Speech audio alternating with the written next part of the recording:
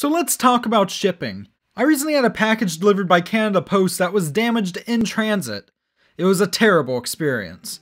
Now let's talk about shipping in the anime sense. Shipping in this term involves viewers, from my experiences mostly preteens on DeviantArt and Wattpad, fantasizing about two characters from an anime series who more than likely do not have any actual romantic investment in one another. Well, starting a romantic or in many cases, sexual relationship. It's fitting then that today's video is also going out on Valentine's Day. Oh boy. Fun fact, by the way, the Pokemon anime is responsible for the whole concept of shipping, or at least it supposedly is. Many viewers apparently came to imagine Team Rocket's Jesse and James getting together as a couple, and thus coined a term by deriving it from the word rocket ship.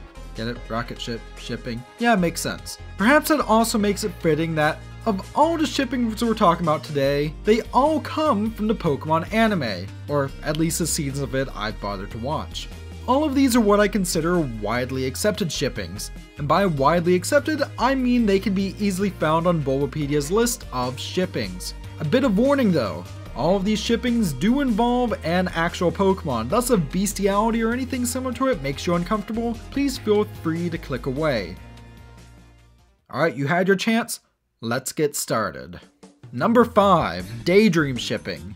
The first of the shippings we're talking about is Daydream Shipping, a pairing that pits Team Rocket's Meowth with its boss, Giovanni. Part of this stems from the idea of boss fantasy, where Meowth often fantasizes about replacing Giovanni's Persian and being lavished with affection by the Rocket boss. However, I personally always took this as him just craving the same type of affection that, say, your average house cat does. Now, there are two bits of evidence that Bulbapedia provides to support this fantasy. The first comes in the episode Battle Aboard the St. Anne, where Giovanni's Persian, in a flashback, is shown to replace Meowth due to his numerous failures, thus causing Meowth to go into a downward spiral. Also, a reminder, if you get a new pet and already have pets, never forget to give your existing pets plenty of attentions as well. The second example comes in Training Days, in which Giovanni formally places Meowth with Jesse and James, making him feel special due to the boss placing him on par with actual human grunts. Though, again, this all seems like a pet-owner relationship and not in the kinky sense, and not any hints at an actual traditional relationship.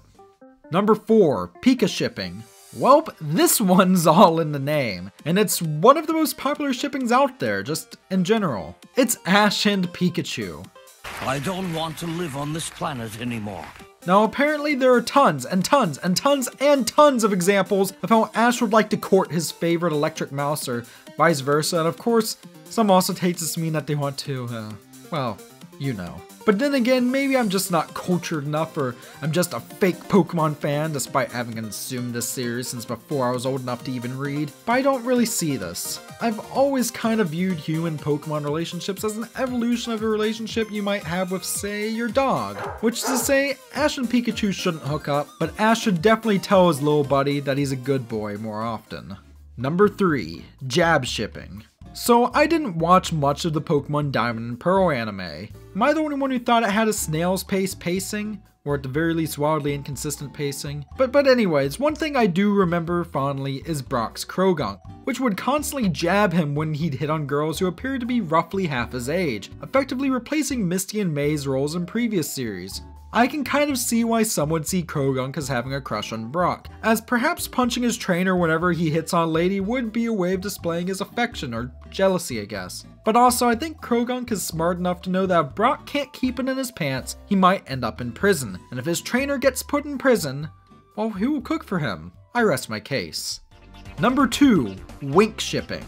So this one is actually two different ships, despite essentially involving the same characters. Wink Shipping, or if you prefer Glide Shipping, involves Ash and his Gligar from the Diamond and Pearl arc, who later evolves into a Gliscor. This one too has some basis, as Gligar would often come to Ash's aid when he was at his most vulnerable points. But also, my dog comes to my aid whenever I'm feeling terrible, and she also awkwardly lays across my boyfriend and I's laps when we're watching TV so she can get tummy rubs, and I don't think anyone is shipping us with her.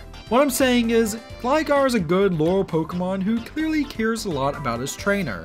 Please make the lewd fan art stop. Number 1. Wish Shipping. So this shipping involves May's little brother Max and a Jirachi he befriends in the movie Jirachi Wishmaker. And also, I'd like to mention all of the main characters in the show are children. Max is what, 7? 8? I mean, come on, even Ash is only like 10. Fun fact, by the way, this is a shipping name in Yu-Gi-Oh! As well, involving main character Yugi and his best friend Joey. Congrats, Internet! You've managed to make 2 of my favorite anime series worse with 1 shipping. So with that, thanks for watching this rather odd Valentine's Day special. And if you aren't in a committed relationship, I hope you spent today with someone who you do love to be around. Even pets. Actually, especially pets. Remember to subscribe and share out this video, and if you excuse me, after looking at some of the fan art of these ships while researching this video, I think I need to go bleach my eyes. Okay, but like, if we're talking anime in general, my #1 ship is definitely Keved.